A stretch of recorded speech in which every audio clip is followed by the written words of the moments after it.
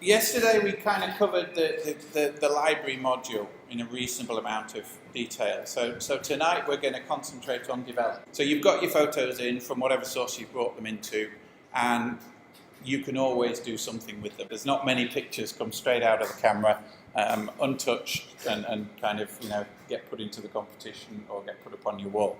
So I know there is an ongoing discussion within the photographic fraternity about should you do it all in camera, or is it okay to do more on the computer later? I'm very firmly in the it's okay to do it on the computer later camp. But, you know, if you're entering a salon and you're in the nature section and the rules say all you can do is crop and change your brightness, then that's all you do. But what we're going to do today is kind of assume that all those rules are out the window and that we can do anything we like to our images. Okay, so I'm going to take you through the develop module and the different tools that are available to you. How you use them and when you use them is then up to you. But I'm just hopefully going to show you some of the stuff that we can do. If I go back into the library module and press G to get my grid up, you should have this set of images, but in the before state. So I'm just going to reset all these images so that we've got the before state. So that's the image as it came out of my camera. Okay, so if you can pick the Bewleys Hotel image from your before folder, okay, and it should look something like that. And then go into the develop mode. Okay, so that's as I imported it. Okay, and what we're going to end up with is that. Okay, so we start with that, and we end up with that. And we're all going to do that all in Lightroom, okay? That is a 10,000 ISO shot, handheld, okay, on Grafton Street in Dublin on my Christmas lights photo walk just before we came over in December, okay, using the D810, okay?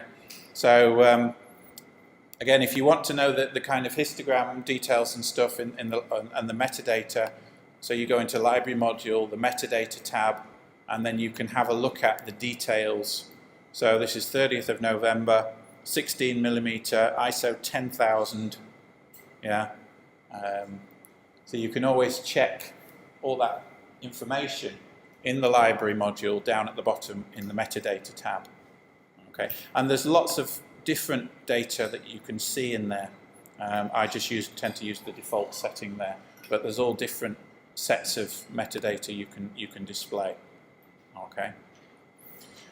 Okay, so let's go into develop, and I'll put it back to straight out of the camera. Okay. So that's straight out of the camera. All right. Now I'm just going to shut the history down because I don't really want us to play with it. Okay. For now, I'm going to close the left-hand tab because it just gives us a bit more space to play with. Okay, so you close it using the left button there. Okay, and now we're just working on the thing. Yep. Okay, but you've got it in front of you on the screen. Okay, so over on the right here, we've got a number of different tabs. The basic tab, tone curve, HSL color, black and white, detail, lens corrections, and effects. Okay? Yeah. You would normally start in the basic tab and work down. So just for the sake of kind of introducing you to all the different things, initially that's what I'll do. So we'll start up here with the basic tab. Now, the first thing in the basic tab is white balance, WB.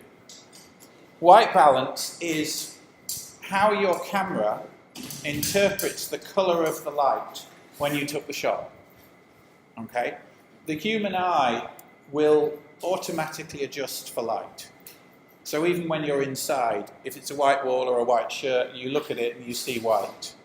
Okay? But if you don't tell your camera when you're taking the shot that you're under a cloudy sky and you've got your white balance set on auto, you're likely to get a shot which is bluer than it should be. Okay?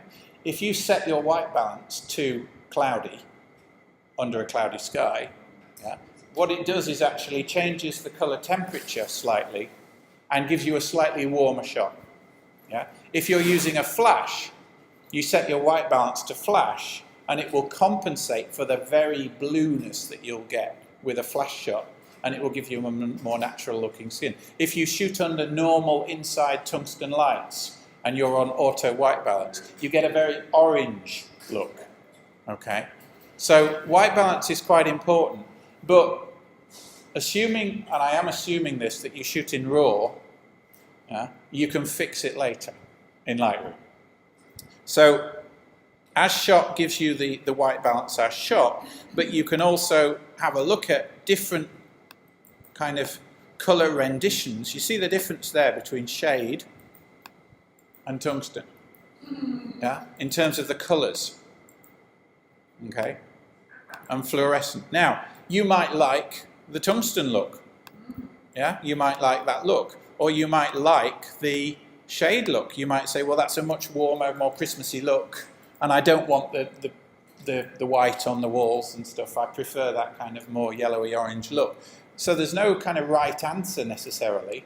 This isn't kind of, you know, forensic CSI documentary footage. This is a creative process that we're going through. Okay, so whatever the white balance that works for you, that's fine. Okay. The next slider down, the temperature slider, allows you to change those colours just using a slider. Now, if you move your temperature slider to the left, you go colder in terms of the colours. Okay, so you kind of go bluer. Yeah, and if you move to the right, you'll see your photo kind of warm up. Yeah. And the number on the right-hand side of the slider is the Kelvin number. Yeah? So light colour is expressed as a number, a K number. Yeah? And 5,200 is normal white light. Okay? And so anything less than 5,200 is getting slightly bluer. Anything more than 5,200 is getting slightly warmer. Okay, so you can set that to whatever you want. Now the tint slider is one I personally never go near because of being colourblind. Okay, but you can adjust the tint of the shot as well here. So you've got temperature and tint, and you start at 0. That's how it came in. Sometimes I find it's kind of quite difficult to get it right back to 0 if you touch it accidentally. Just double click on the little slider, okay, and it'll put it back to what it started at. Yeah, and later on when we go down here, say you've got exposure moved off, just double click it and it puts it back to 0. Okay, so you don't actually have to try and just very gently get it to 0. Double click and it's back in the middle on 0. Okay. This is probably the slider that you're going to use most, is exposure. And what exposure does is works on the whole picture, but it tries to protect the highlights and the shadows. So if you remember from yesterday when we were talking about the histogram, yeah, what exposure will do is brighten up the whole picture, but it will try and keep you within the right and left hand edges. Okay? So depending on how aggressive you are, yeah, and you can see that you can play with that. Okay, and you've got +5 exposure stops either side with a RAW file. You have +2, I think, or 3 with a JPEG file. So there's far less capability of adjusting a shot with a JPEG file as a RAW file. And by RAW, I'm talking CRW, NEF, or DNG. They're all RAW files. Okay, so you have five stops of exposure to play with. So we were talking last night about the shooting to the right. Yeah, so exposing as bright as you can without going over to the right-hand edge of a shot. And ideally, when you're shooting, if you can do that, then you'll be pulling the exposure back rather than adding exposure, because as I push the exposure higher and higher, look what we're seeing up here. We're seeing noise. And noise appears first in the dark areas of your shot. So if you can avoid having to push the exposure to the right too much, you're not going to bring noise into your shot. If you pull back on exposure, you're actually going to reduce noise in all areas of the shot. Okay? So generally it's not a good idea to play too far with pushing exposure to the right. Okay? And as you do push the exposure, watch what happens to the histogram. And you can see whether you're now, pushing stuff too white or whatever. You see down here, just under Patrick, there, that's probably gone over completely white. If we click on that, yeah, it has. You can see there's a little, you can see there, it's showing us that that's gone completely white. Okay, I'm just clicking on the plus. I just click, you see the little plus? If you put that on a part of the picture and click, it'll go in, yeah, and back out. Okay, and how far it goes in and out is that fit fill 1:1, 2:1. I've got it set to 2:1 at the moment. So when I click on that plus, it goes in at 2:1. If you really want to kind of go in further, we could go into 8:1. Yeah, and we're really now right in at the detail. Yeah, or just maybe 1:1 to see, your general noise levels and stuff like that. Okay. So if you want to check whether you are breaking the histogram, if you like, while you're playing with exposure, just check those two boxes in the histogram, and that will show you, that will highlight the whites and the blacks with blue and red. You can see very quickly whether you are going too far. Okay. The next slider, as it says, is contrast. So as you slide that to the left, the contrast gets smaller, kind of less. So it's kind of more greyed out and more flat. If you go to the right, it's accentuating contrast. And again, you can see that by accentuating contrast, what it's doing is kind of pushing the blacks even blacker. So we're going to, if we push it too hard, we're going to kind of go over the histogram limits. All right. So again, double click on it to bring it back to 0. Highlights just works on the brightest areas of the picture. So it leaves the midtones and it leaves the shadows alone. Yeah. So it means that you've got this huge amount of control over the different areas of brightness in your picture. So here the highlights are, the bright light, this white light here, the white lights from the spotlights up here, and maybe this. So if we play with that highlight slider and pull those back, yeah, you can see that what we're doing is we're reducing, if you like, the intensity of those really, really white lights. Okay, and it's bringing everything, back in. So before, yeah, the histogram is actually hitting the edge, and we've actually got some blown out areas. Okay, you can see here, those areas there are so white that they're blown out. Now if we play with the highlights a little and pull them back, yeah, you can pull it back so that those highlights have actually come within the histogram range. And look what happens to the right hand edge of the histogram as you do that. As soon as that red disappears, the line is within the histogram. You keep pulling to the left and you've pulled it all the way in. Okay, so remember, as soon as you start seeing red, or as soon as that histogram line hits the right hand edge, then you're losing data from your photo. You're throwing data away.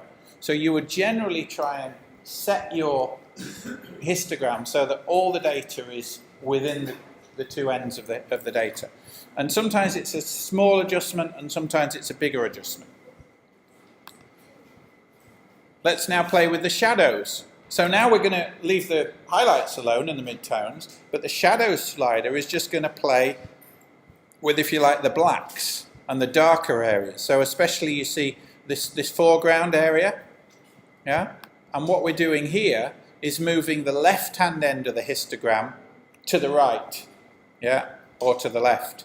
So we're darkening off. So for landscape work, my general standard recipe, okay, for most landscapes and urban work, when I come in, is highlights all the way to the left, shadows all the way to the right, okay, just to start, okay, and then the next two, the whites and the blacks, what we need to do is set what's called the white point, which is setting the histogram so that the whites are right up on the right hand side, and the black point we're going to set the other way. Now, we set the white point. There's various ways of doing it. So I'll show you the way that most people do it, which is just drag it to the right until you start to see those reds come in. Okay? And that works. Or you can just drag until the edge of the histogram is hit, which is about there. Okay? You can start to see that we're getting some red areas appearing as we just hit that edge. But the easiest way, right, is to hold the Alt key down. Okay? So hold the Alt key down, and while you've got the Alt key held down, click on the whites thing, and it goes all black for a minute. Okay? Now, drag to the right, and as soon as you start seeing anything, yeah, you've gone too far. Okay, so you just come back until you see nothing on the screen, and that's the white point set correctly. So hold the Alt key down, and it kind of masks out everything apart from the blown out stuff. So with the black one, so the same idea with the black, okay, hold the Alt key down, click, and then drag left. Okay, now with the blacks, you see the sky should be black. So what I would tend to do is not worry too much about that muzziness at the top, yeah. But you don't want to go so far that you're getting total blacks in the main picture. So I'd say about there is about right, and you can see the histogram. You see, if we go to the right, the histogram is not touching the left-hand edge, and we're moving it right. So now we're starting to lose data. And I'll generally push it just a little bit further. It gives us a bit more contrast. So now we've got those sliders set. What we've ensured is that all the data that was captured by the camera is retained within the histogram, and is spread out as far as possible. And that gives us the maximum capability now for adjustments of things like exposure and brightness and contrast or whatever, without losing any of the data. So we've maximized the dynamic range that's going to appear in our final image. Okay? Yep.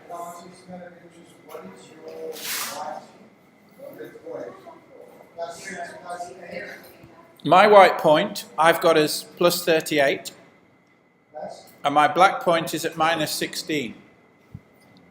Okay? Because the whites, if I hold the Alt key down and I drag up to the point of 38, you see if I go past it I start to see stuff. So 38 is about where that stuff starts to appear. Yeah, I mean plus or minus 3 or 4 doesn't matter. It'll change from picture to picture. Yeah. Okay. So it completely depends on the lighting at the time and your camera and your ISO setting and all these different things. So no two pictures are ever the same. So you have to do that for each picture that you're kind of editing. Over on the left hand side, if you've still got that tab open, okay, there's a history tab. Okay, so there's presets, snapshots, history.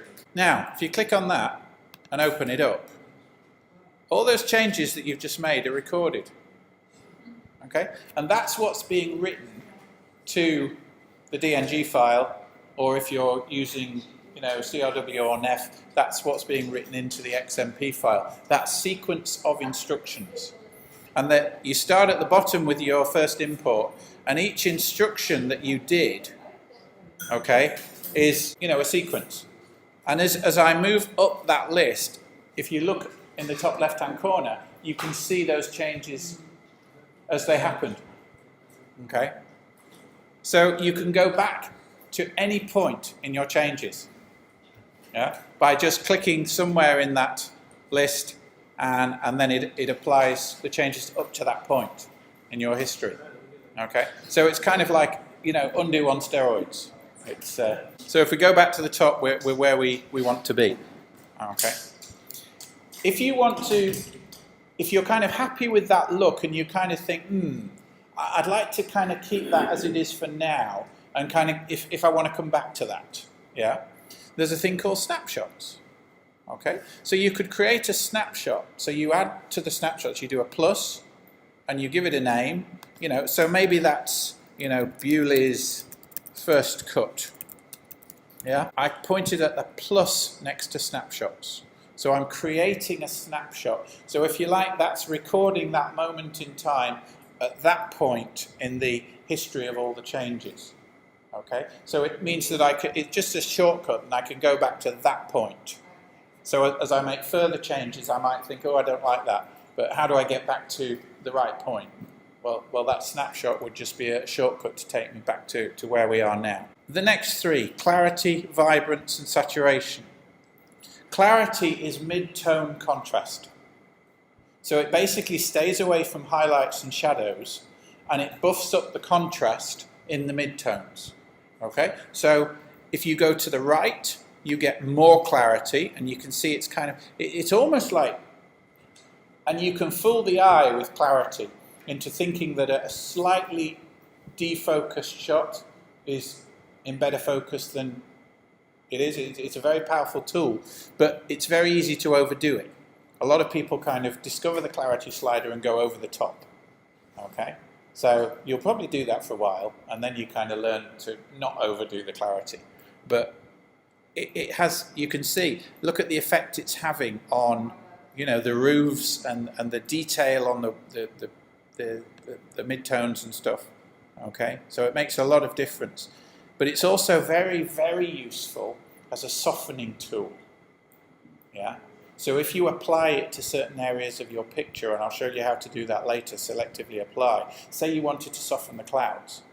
You could paint on a brush onto the clouds and then use clarity and pull it to the left. Yeah. And it gives you a nice soft kind of defocus. Yeah. So that's another way of kind of applying maybe a dreamy vignette type look, is to use clarity to the left. And if we applied that to the left now, you can see, look at the difference between to the right and to the left. It's a completely different look to the shot. Play with that slider and drag it around. And again, you want to go to the middle, just double click on it and it'll put it back into the middle. Vibrance. Vibrance and saturation are often confused. Okay, saturation just soups up the colour. Okay, so it kind of turns the colour up. Yeah, vibrance soups up the colour, but again, it concentrates on mid and skin tones. Okay, so it kind of avoids the really sharp, the really bright colours and the really dark colours, and it concentrates on the colours that are less saturated. And it's the one that you use when there's any people in the shot. You virtually never use saturation when you've got people in the shot because it kills the skin tones. They turn green. Yeah, you know, they're men from Mars after you've used saturation. So vibrance tends to be one that I would use more than saturation.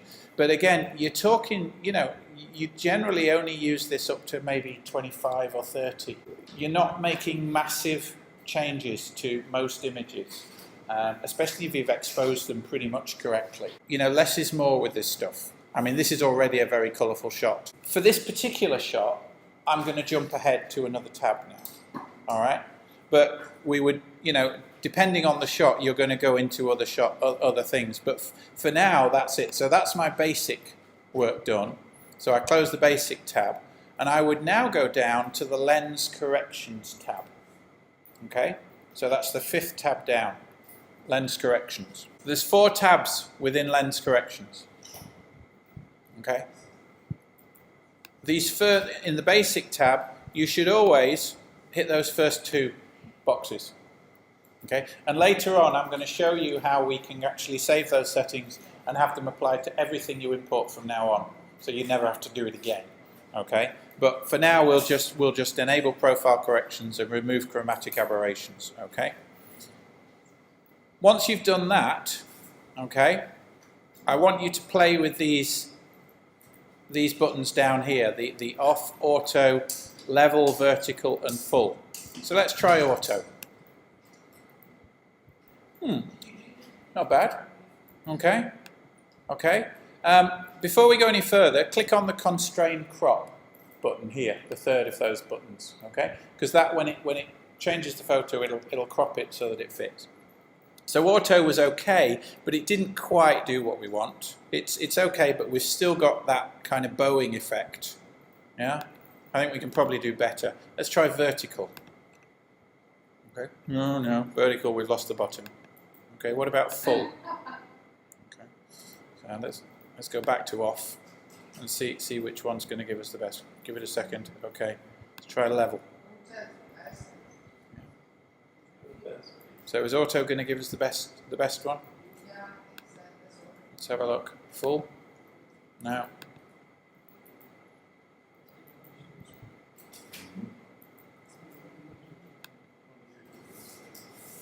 Auto. Yeah, auto seems to be giving us the best one, doesn't it? Okay, I'm going to go back to before we started playing with uprights. Now you see what I did there? Because off wasn't kind of taking me back to the original, so I went back to the history, and I just went, before we started in playing with the uprights and things, I just went to the last instruction before that, and it just gave me that back, okay? And now I can start playing again, so we'll play with auto. Does auto, yeah, auto's okay. I don't like it though. It's,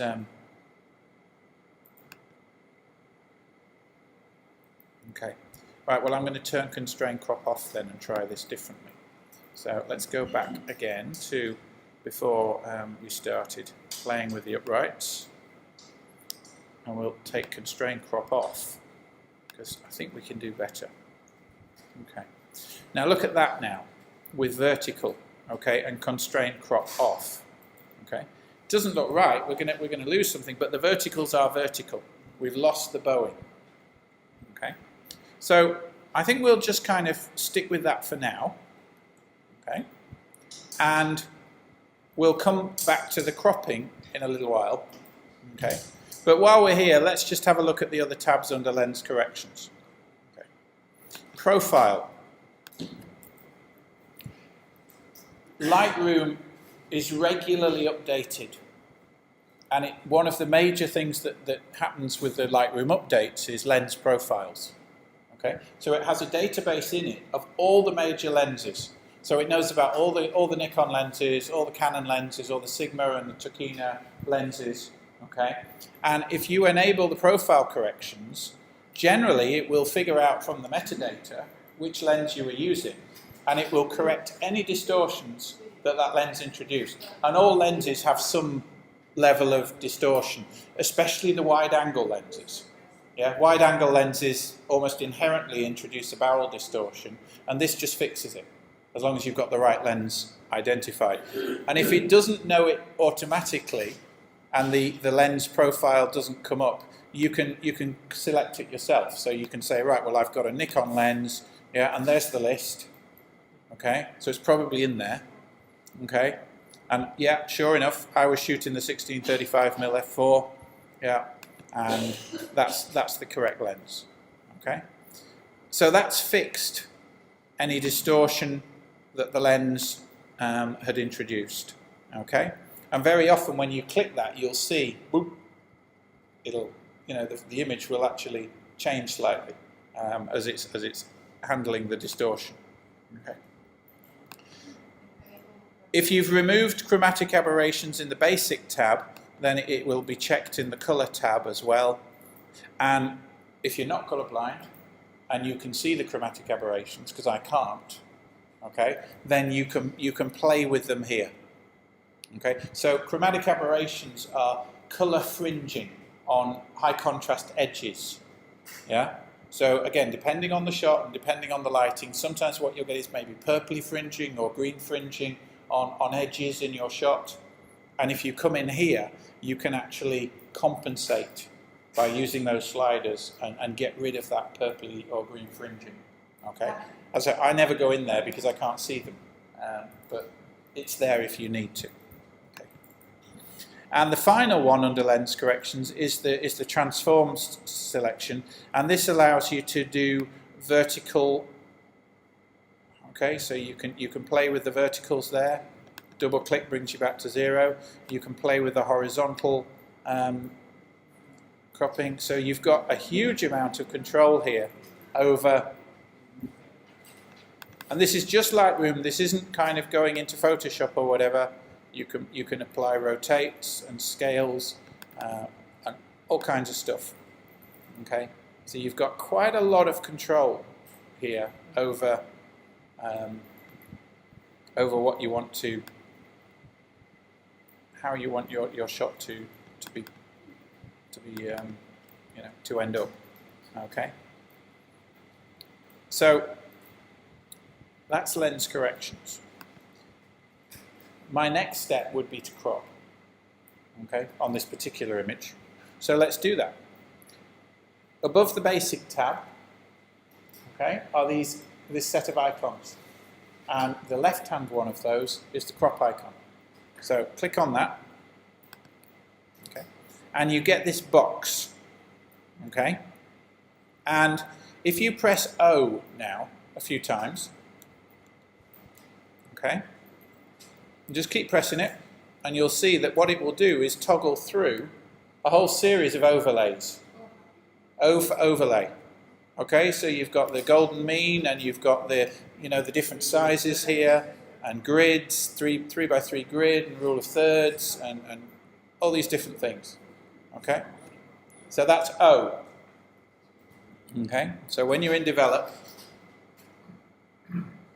so very often I would bring this one up, the rule of thirds grid, yeah, because then when I'm cropping, I can kind of put my subject on the rule of thirds lines or the intersection point or whatever.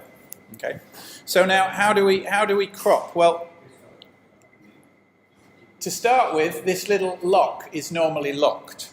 Okay, so if that lock is locked, yeah, and I can unlock it by clicking on it, but it's locked at the moment. Okay, then the aspect ratio that I took the photo in is locked. So it means that whatever I drag, this is going to kind of drag the other sides, and it's going to keep the same aspect ratio. Okay? If I unlock, now if I drag, it's just going to drag that edge or the other edge. Okay? So if you want to keep the aspect ratio the same, just leave that as original, and you can now drag it down and it'll keep the same ratio. Yeah, and then you can choose to, yeah.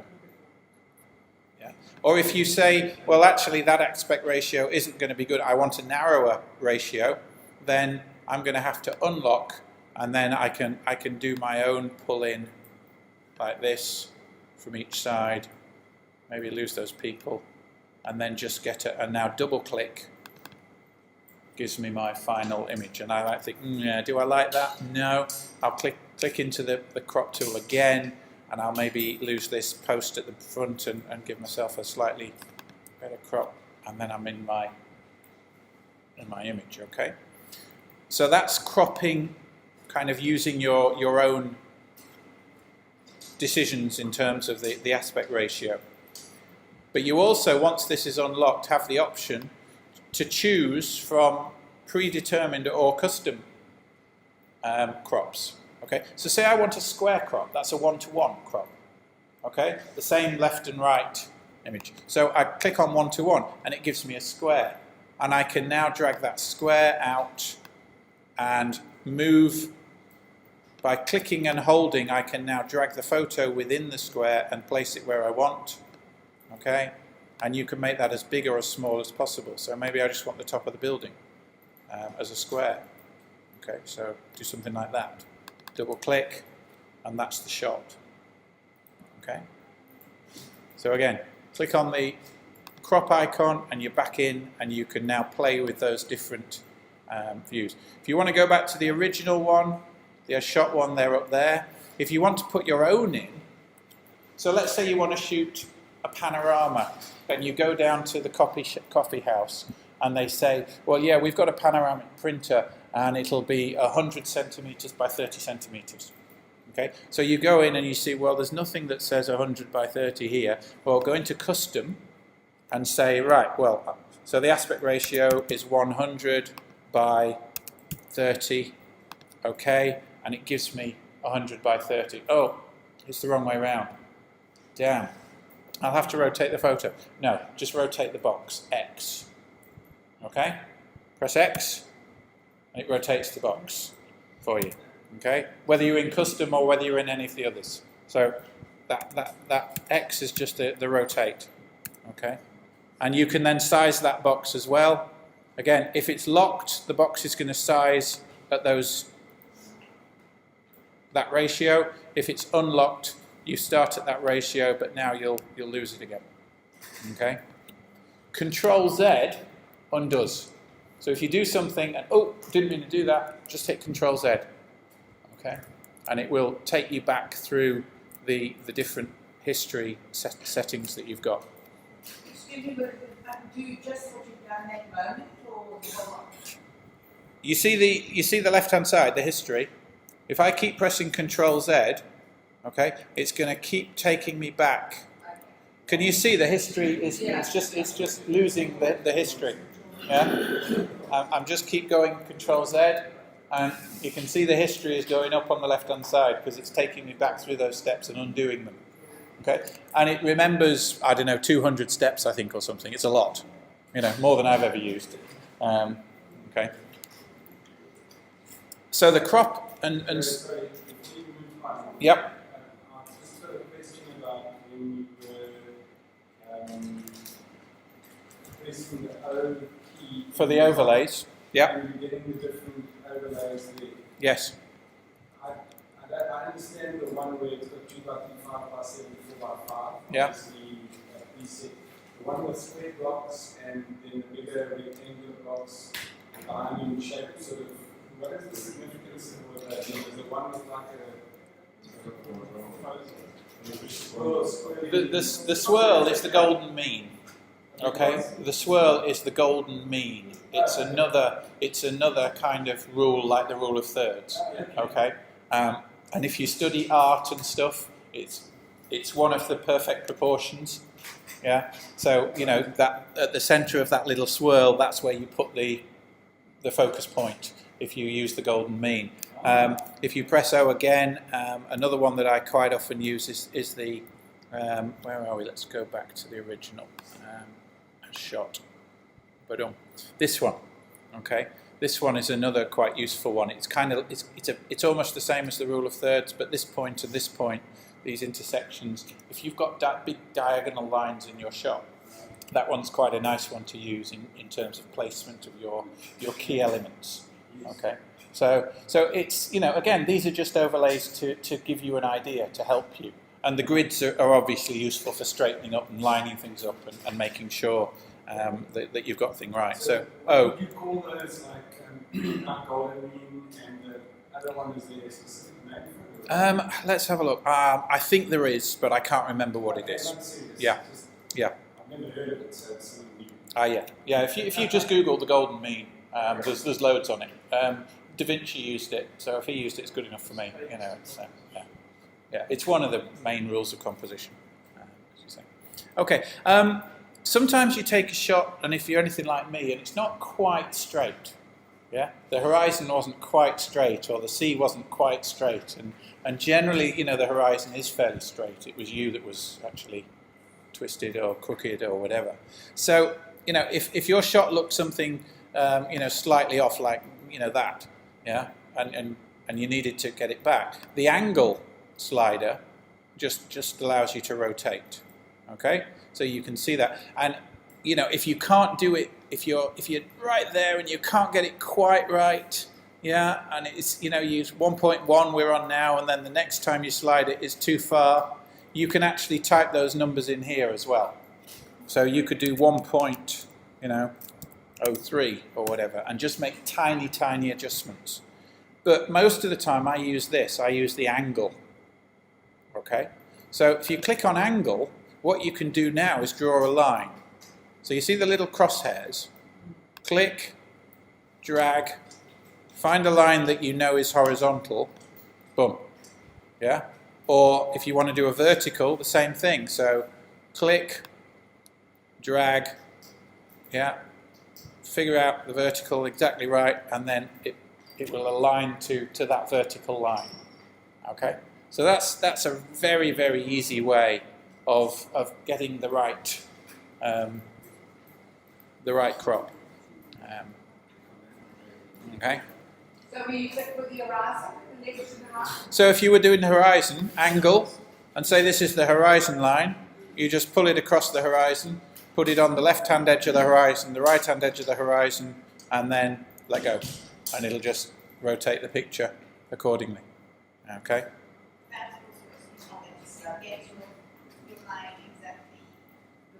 Well, yeah, you've got to get your lining. Now, if you're kind of thinking, I can't quite see enough, okay, well then go into one-to-one, say.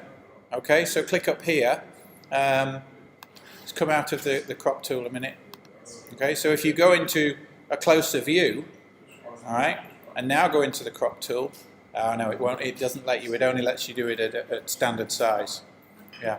So, but most of the time you can make a good enough guess with that to get it pretty much right. It's 19 hours. Ooh. It's 19 hours. Okay. Any questions on that tool, on the cropping tool, and the moving it around? Okay. Does that make sense? Yeah. Everybody happy? Oh, we'll soon change that. Okay. Alrighty. What else might we want to do to this picture? Okay. Well, I'm not happy about the amount of noise in the picture at the moment. I don't know whether you can see on your screen, but on my screen the black is quite noisy. Okay. So I'm going to go down into the Detail tab next. Okay, so click on Detail, and you see at the top left there's this little square with 4 things coming out of it. If you click on that, now wherever you put your mouse on the main image is shown in this square over here. Okay, so find something that's quite dark, maybe this top left-hand chimney stack. Okay, and click on it, and you can now see that it's really noisy. We've got all those speckles and stuff. So I've clicked on that little crosshairs icon, and then I've put myself up here on the chimney stack, and the chimney stack is showing on the right-hand side in that little detail window. Have you all got that? Yeah. Anybody not? We good to go? Okay. So you can see that it's really quite noisy. Now, there's 2 types of noise in photographs. There's luminance noise and there's colour noise. And 90% of the time you are going to be working with luminance noise. Okay? Luminance noise occurs in digital imaging when the sensor can't handle the signal. Okay? So there's too much signal being introduced to a single pixel on the sensor, and it luminesces. Okay? It generally goes a bit purpley. Okay? And the luminance noise reduction will allow you to compensate for some of that inherent weakness in most of the digital sensors. The better your camera and the more recent your camera, the less problem you're going to have with noise. So if you've got a D7100 or a D7000, you're going to have much less noisy shots than if you've got a D90 or a D300. Yeah. So the more modern cameras have better noise control on the sensors already. But you can play with this noise reduction tab, the luminance tab. So as we start to go to the right, you can see the effect on that shot. Okay? And if you're only going up to 20 or 30, sometimes it's not that easy to see it on the main shot, but you can certainly see it in this detail window. as you move the noise reduction across. So it's kind of softening out the noise. Okay? And you know, if you're still looking at the main shot, you know, that's looking to me quite a bit better than it was before. I think I would still go back into the basic tab and pull the blacks down a little bit just to get rid of the noise in the sky. That would be my initial thing to do. So I would come back here and pull the blacks down because that sky should be black. So I'm going to pull it all the way back to black. Yeah, and then go back to my detail tab. And I would be happier with that one like that. Okay. Is there any kind of extreme limit? It's visual. This is very visual. I mean, there's no rule here because it's completely dependent on your shot, your lens, your ISO setting, your camera model, and all the rest of it. So, and you know, I mean, I was looking at some of my bird shots from when we went out, and I was thinking, these are great, until I saw yours. Yeah, and you were looking at mine and saying, oh no, these are soft. Yeah, because you're used to a higher level of detail and clarity, if you like. So what works for me might not work for you. Yeah, so it's kind of, to some extent, it's your own decision in terms of the creative look that you want on the photo. Now, the other thing you could do would be leave the noise in and say, I want a grainy look. Yeah, and that's fine for some kind of shots, especially kind of black and white shots or shots with a lot of stone in, for instance, stuff like that. So again, there's no right answer here. There's the right answer for your image and for you. Okay. The detail, again, that just affects very slightly, and as you see, if you go from left to right, you can see it will just, you know, have an effect. I don't generally play with the detail and contrast on noise reduction. I'll just generally play with noise reduction, and I wouldn't normally go much above 50 with noise reduction. You try and kind of keep it to, you know, 50 or 60. But in extreme circumstances, if the only shot you've got is this one, and you need to bump it further than that, then, you know, do what you need to do. Okay. The colour noise reduction just works on colour rather than on the brightness. So sometimes you will get kind of this kind of thing, yeah, where you've got a lot of colour speckles in especially the darker and greyer parts of the image. And if that's the case, then if you slide the colour tab to the right, you can pretty much eliminate those. Okay, so you can generally be more aggressive with colour because it's less visible in the overall image. It's only visible when you're really up close doing pixel peeping. Okay. Above noise reduction is sharpening, and sharpening is I mean, there's books written about sharpening. Okay, we could spend a whole night just on sharpening. The trick with sharpening is to go as far as you need to go and no further. It's very easy to over sharpen. Okay, but there's a few little tricks that you can kind of employ. Okay, there is a French photographer who I will highly recommend to you all to look at online. Okay, he has a YouTube channel, and he releases 2 free YouTube videos every week, very often on Lightroom processing. And I've watched about 200 of his episodes. A guy called Serge Ramelli. Okay, S-E-R-G-E, Serge Ramelli, R-A-M-E-L-L-I. Okay, so if you just Google Serge Ramelli YouTube, okay, and they're fabulous. So go back to the beginning, okay, when he started, and watch his YouTube tutorials from the beginning.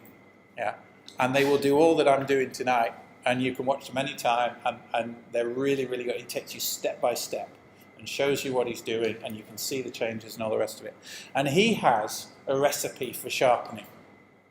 Okay, and his recipe for sharpening it's actually a recipe for sharpening and noise reduction. It's 100. Okay, so you have 100 to play with. So if you put in 49 on noise reduction, okay, you put in 51 on sharpening, or, you know, so it doesn't have to be 51, it could be 52 or 53, but generally he uses 100, and he allocates 100 between noise reduction and sharpening. Okay? And I've played with that, and it works. And he's a very, very successful photographer. And he's, regularly hits #1 spot on 500px and stuff. He now lectures for Kelby as well. So he's worth listening to. The radius is how many pixels the sharpening is applied to. Cameras over about 5 years old, leave that at 1. Okay? If your camera is a couple of years old, 1 or 2 years old, 24 megapixel camera, something like that, D7000, D300, something like that, yeah, then you can go up to about 1.4. If you're running a D4 or a D800 or a D810, you want to be at 1.7. Okay? And they're just the standard settings that will give you the best results for radius from the different cameras. Okay? So I shoot the D810 most of the time now. 1.7 just gives the best results, time after time after time. Okay, slightly older cameras with a smaller resolution sensor, 20 megapixels-ish, something like that, about 1.4, and the 12 type megapixel cameras around about 1. Okay. Detail, again, is the same. Just play with it and see what you like. To the right, it gives that very sharpish look, and if you go to the left, it just softens the detail a little bit. And depending on the shot, you may want absolute precision detail, or you might just want to back it off a bit.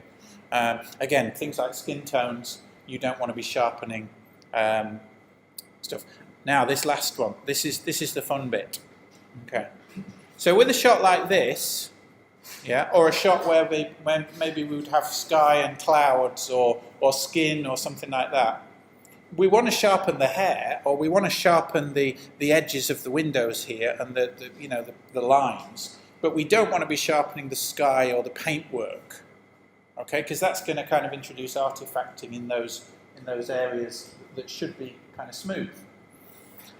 Alt key and click on masking, okay, and drag to the right. Now, what you should get is this whitish image. Are you getting the same white image as me? So start at the left and it's completely white. As you drag to the right, black is appearing. Okay? So you drag to the right and...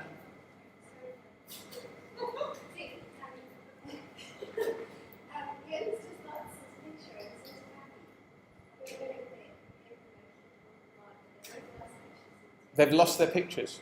Okay. It's fine. Mine was in a collection, and I know it was this picture. So I'll come over and do it in a minute. Let me just finish this then. So as you drag the masking with the Alt key held down to the right, the black is going to appear. Now, anything that's black has no sharpening applied to it. So the further you drag, the more you're, if you like, restricting what gets sharpened in the image. Yeah, and basically it's going to kind of hone in on the lines.